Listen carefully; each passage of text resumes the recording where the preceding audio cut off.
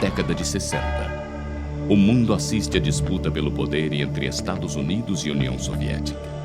Na América Latina, os ideais socialistas de Fidel Castro e Che Guevara atraem de um lado opositores radicais e do outro seguidores apaixonados.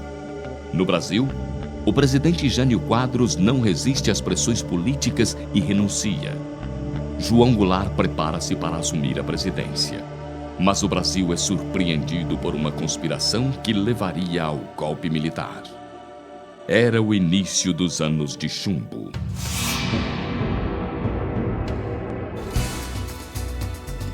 Era este o cenário de plena ditadura militar, quando o país descobriu a importância política e econômica da indústria petroquímica em todo o mundo. Tornou-se então urgente a decisão de se incrementar o parque petroquímico brasileiro. Com grande reserva de petróleo e disposto a oferecer incentivos fiscais às novas indústrias, o estado da Bahia tornou-se estratégico para o desenvolvimento deste projeto. Assim, foi criado em 1973 o Polo Petroquímico de Camaçari, o maior polo industrial integrado do Hemisfério Sul.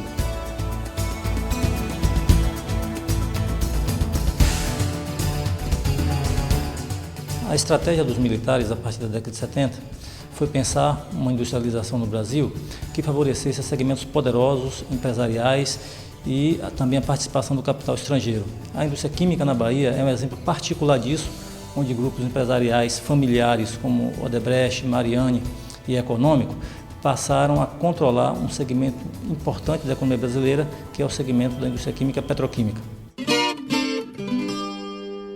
Prepare o seu coração para as coisas que eu vou contar.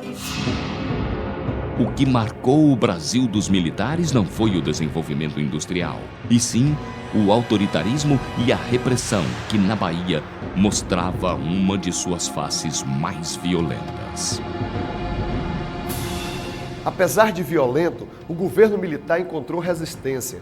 As organizações e partidos de esquerda que tiveram suas estruturas desmanteladas com o golpe de 1964 foram obrigados a buscar novos caminhos. Um deles foi a criação e o fortalecimento dos sindicatos de trabalhadores.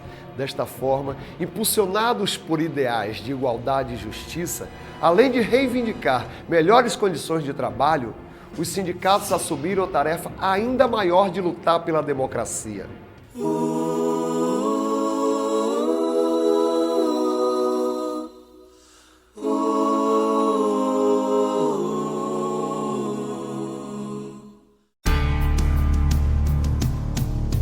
Com uma influência cada vez maior junto aos trabalhadores, defendendo não só a luta trabalhista, mas também a luta de classes, os sindicatos despertaram a atenção e a ira dos governantes que, para enfraquecê-los, iniciaram uma verdadeira perseguição aos seus dirigentes.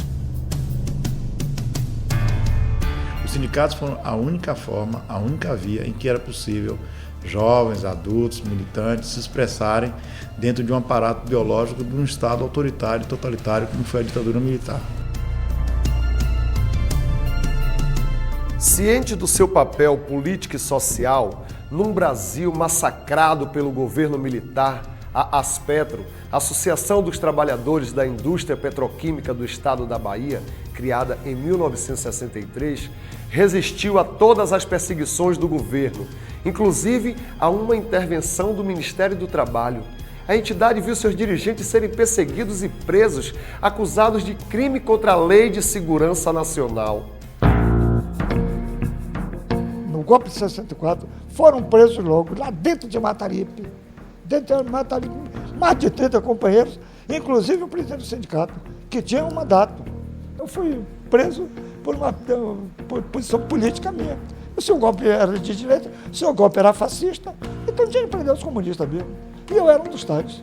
O polo petroquímico era considerado estratégico do ponto de vista econômico e político. O Partido Comunista queria ter influência nesse segmento, porque era uma categoria de operários nova, que estava se criando no Brasil e no Nordeste, e eles precisavam ocupar esse espaço fisicamente. A Petrobras tinha um forte aparato policial, era o DIVIM, que era dirigido aqui por um coronel, o coronel Silvio Dantas, e esse DIVIM fazia um Big Brother total da vida de todo mundo. Nós fomos presos, fomos torturados e fomos tão somente, única e exclusivamente, pelas ideias que professávamos, pelas opiniões que nós tínhamos.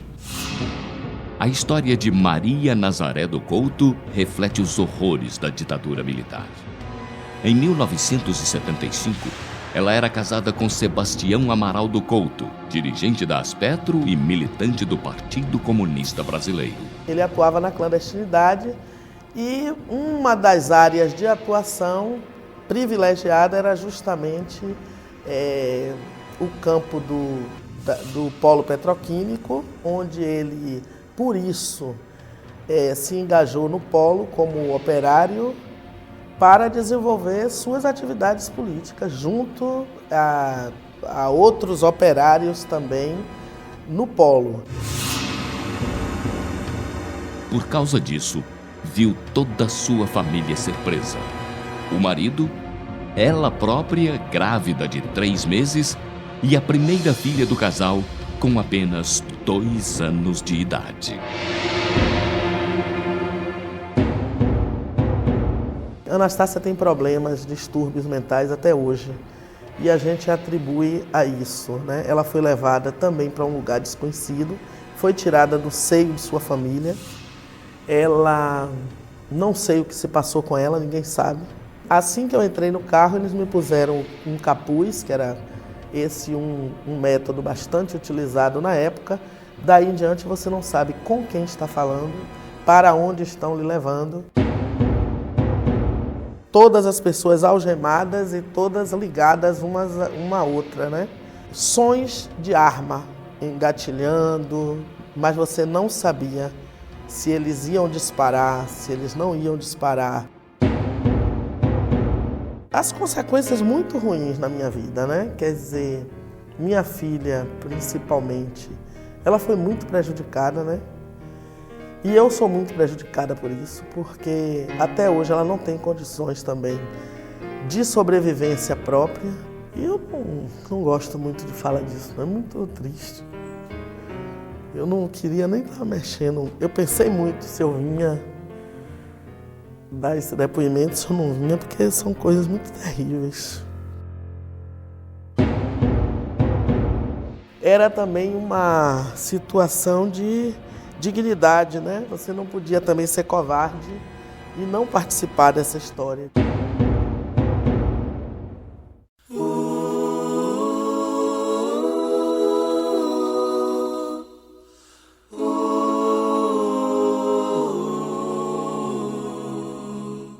Você vem, me agarra, alguém vem, me solta.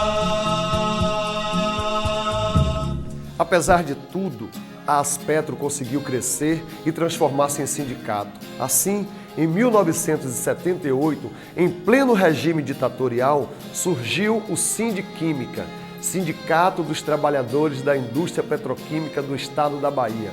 Logo, o Sindiquímica tornou-se o mais importante sindicato do nosso estado, não só pela importância do segmento econômico que representava, mas por sua ampla atuação política e ideológica na busca incansável por um país livre e democrático.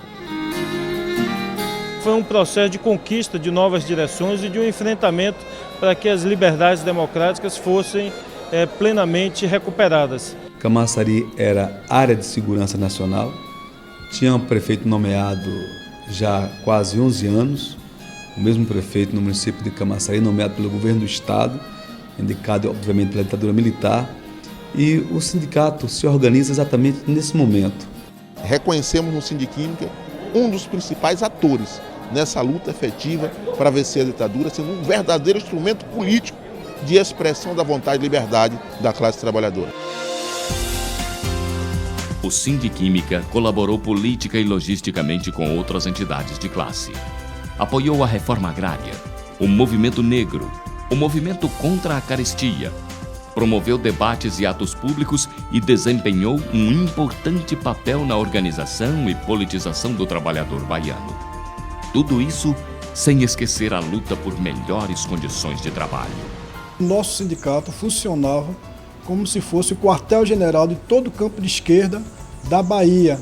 Era lá que se reunia todos os movimentos sociais que contrapunham, na época, ao regime militar. Vale destacar a nossa atuação durante vários anos em luta contra o bloqueio de Cuba, apoio aos povos da América Latina e principalmente no acolhimento daquelas pessoas que voltavam do exílio.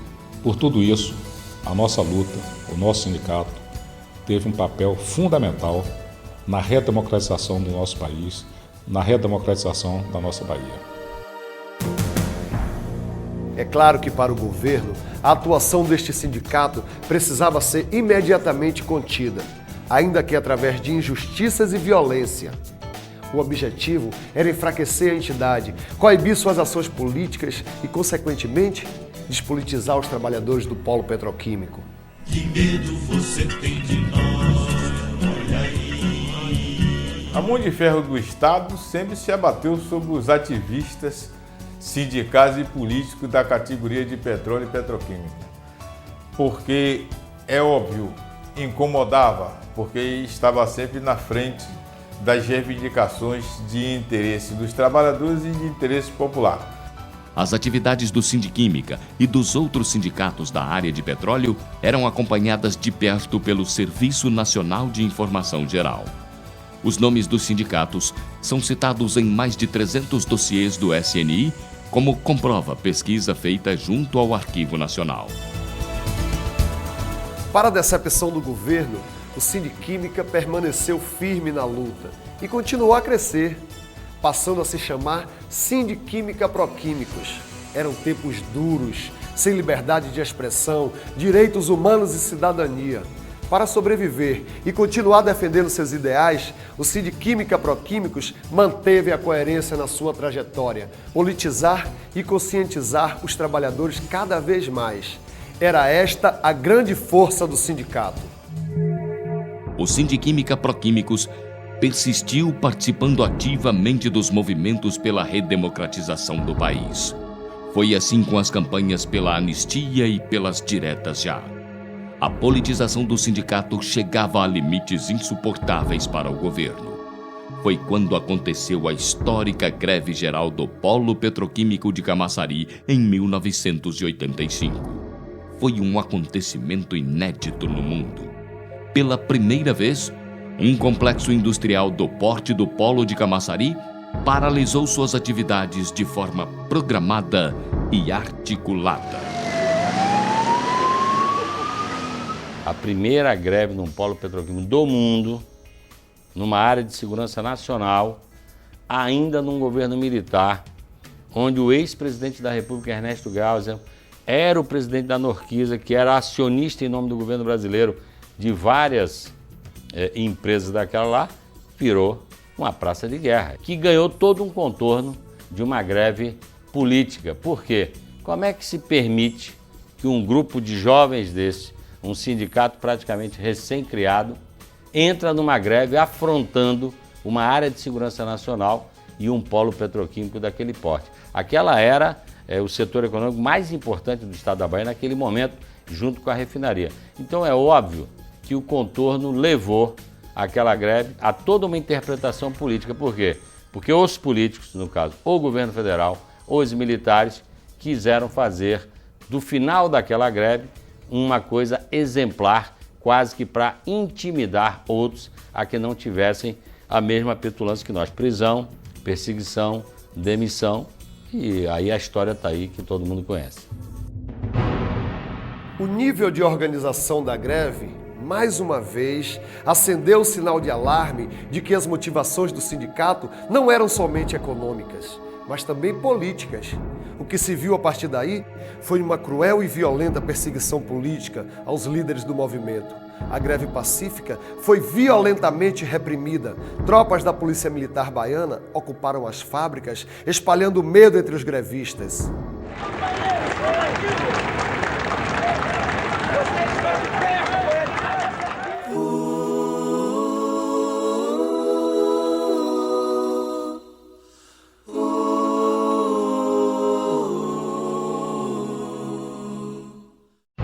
Na tentativa de espalhar o terror e colocar a opinião pública contra os trabalhadores, os dirigentes das empresas que eram ligados ao governo, que por sua vez detinham os meios de comunicação, divulgaram a notícia absurda de que os grevistas queriam provocar um grande acidente químico.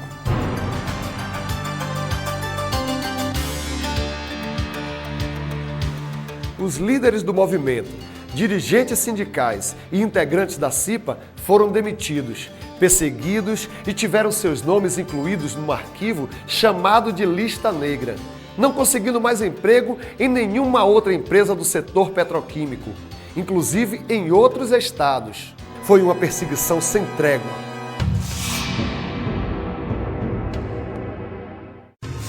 A greve foi julgada legal pelo Tribunal Regional do Trabalho, mas os patrões continuaram alegando justa causa para as demissões. A justiça foi desrespeitada e os demitidos jamais foram reintegrados. Isto porque o motivo das demissões não era as reivindicações econômicas, mas o pensamento político e ideológico dos líderes do movimento. No jornal Tribuna da Bahia dos dias 29 e 30 de agosto de 1985, o então presidente do Sindicato das Indústrias Petroquímicas, José Sá Neto, afirma: a greve é eminentemente política. Eu acredito que haverão demissões. Contra isso, não há a menor dúvida. Vão haver demissões? Certamente. Quantas? Nós estamos examinando caso por caso. As demissões tiveram caráter político, tiveram caráter de perseguição política. Na verdade, o conjunto dos trabalhadores estavam defendendo interesses não só da organização da classe trabalhadora, mas defendiam questões que eram fundamentais para o país. Democracia, a questão da própria liberdade e, portanto, estavam defendendo bandeiras políticas. Na verdade, a ditadura violou o direito de greve, a liberdade de manifestação, de organização dos trabalhadores.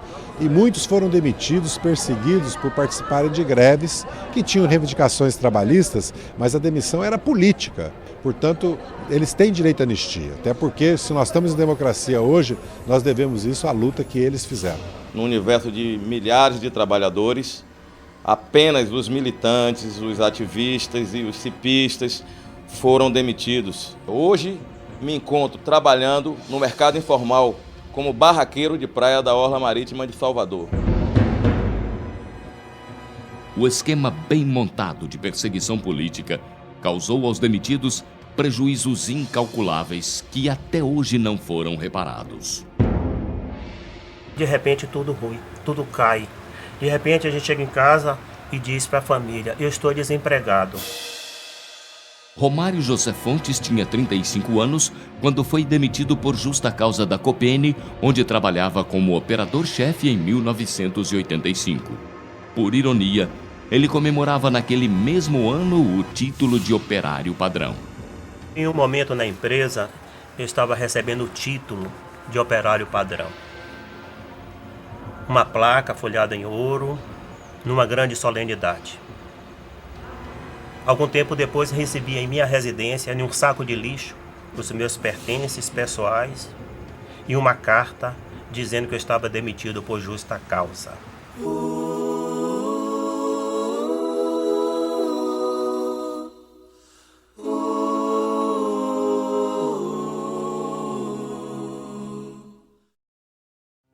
Quantas famílias tiveram suas vidas prejudicadas? Tivemos que juntar duas famílias, um outro demitido, que é meu compadre da mesma empresa. Juntamos as duas famílias, alugamos a casa